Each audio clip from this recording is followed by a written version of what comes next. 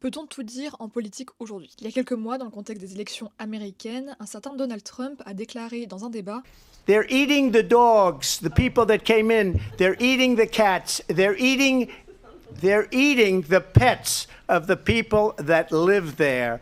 And this is what's happening in our country. dans nos démocraties contemporaines, la question de la vérité politique est devenue absolument centrale. Et l'exemple de Donald Trump, et notamment son rôle dans la diffusion de contre-vérités durant son mandat et sa campagne d'élection, illustre un phénomène assez inquiétant, à savoir la manipulation des faits au profit d'une vérité dite ressentie. Plus que jamais, il semble que la vérité ne cherche plus à représenter le réel, mais à le transformer pour s'aligner sur des émotions et des ressentis, qui ne sont donc tous deux que pure perception. Mais cette tendance, elle s'inscrit aussi dans une réflexion philosophique plus large, où la vérité, loin d'être absolue, peut aussi s'inscrire dans un cadre pragmatique ou contextuel. Donc pour mieux comprendre cette évolution, on va explorer certains fondements philosophiques de la vérité, les mécanismes de manipulation politique et l'impact de ces pratiques sur nos sociétés. Alors déjà, du basico-basique, qu'est-ce que la vérité en politique? Depuis Aristote, la vérité elle est définie comme étant cette correspondance entre la réalité et le discours. Et elle peut se résumer en cette phrase: dire ce qui est qu'il est et dire ce qui n'est pas qu'il n'est pas. Donc on est bien d'accord, dans ce contexte-là, selon cette propre définition, la vérité correspond en fait à des faits objectifs. Cependant, cette vision, elle a beaucoup été critiquée par la philosophie américaine, et notamment par ce qu'on appelle le pragmatisme américain, qui voit la vérité comme plutôt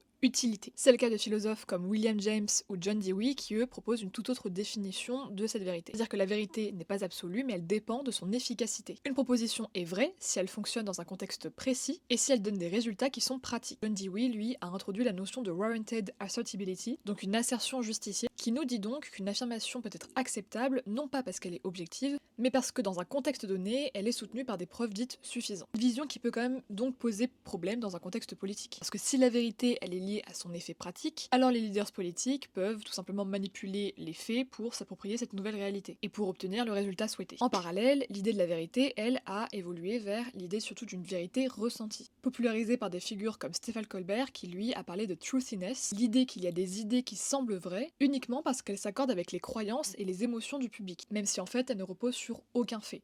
En fait, c'est le public, par son ressenti, qui décide de ce qui est vrai et de ce qui est faux. Encore une fois, une vision dans un contexte politique qui peut être assez dangereuse. Maintenant, on va se pencher sur le cas Trump. Donald Trump, il a marqué la politique par son recours fréquent à ce qu'on appelle des contre-vérités, qualifiées parfois même de faits alternatifs. Parmi ses déclarations les plus marquantes, on a bien sûr les fraudes électorales massives qu'il a prétendu avoir subies sans preuve, les déclarations erronées sur le changement climatique ou encore sur la gestion de la pandémie pendant le Covid-19. Et c'est une stratégie qui repose souvent sur trois mêmes mécanismes: la répétition, à force de répéter la même chose, ça paraît crédible pour certains. La simplification, Trump a souvent tendance à vouloir régler des questions complexes avec de simples slogans. On pense bien sûr au slogan MAGA, Make America Great Again, et bien sûr la polarisation. En divisant les opinions publiques, en créant finalement un déchaînement émotionnel, il renforce l'adhésion de son camp, et cela au détriment d'un débat rationnel. Le terme post-vérité, c'est un terme qu'on utilise beaucoup pour parler à notre époque du fait que les faits objectifs ont maintenant beaucoup moins d'importance que les émotions et les ressentis des gens. Selon une étude de l'université d'Oxford, les fake news se propageraient 70% plus vite que les faits avérés sur les réseaux sociaux. Bien évidemment, les algorithmes des contenus qui sont donc partagés et qui propagent ces fake news sont encouragés souvent par les plateformes,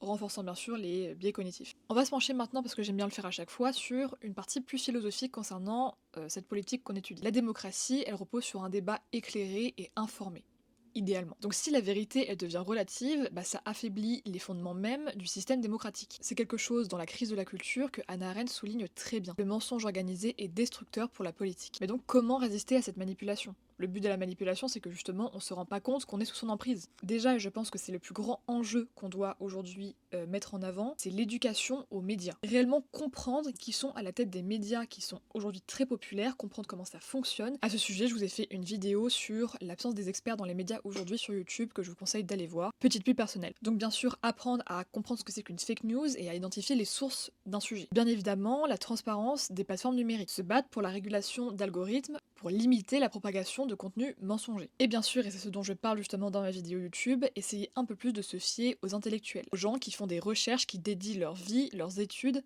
leur temps littéralement, aux sujets qui sont souvent abordés par n'importe qui sur certains plateaux télé. Le philosophe Harry Frankfurt, dans un livre qui s'appelle On Bullshit, analyse la prolifération des discours qui sont délibérément trompeurs et il invite à réaffirmer la puissance de la vérité dans des échanges éclairés et une véritable démocratie. Donc, conclusion, est-ce qu'on peut vraiment tout dire en politique aujourd'hui? C'est ce qui semble en tout cas être le cas. Puisque la politique contemporaine semble à la fois osciller entre une volonté d'absolument vouloir tout dire, y compris des mensonges, et la nécessité de tout de même essayer de maintenir un cadre éthique et un minimum factuel. Si les faits objectifs sont souvent sacrifiés au profit de stratégies émotionnelles, il est, on l'espère, encore possible de réhabiliter la vérité dans des débats, comme je l'ai dit, éclairés, informés et par bien sûr une action collective. Donc reste à savoir si nous, en tant que citoyens, sommes prêts à exiger des vérités qui ne serviraient non pas l'intérêt d'un camp, mais le bien commun.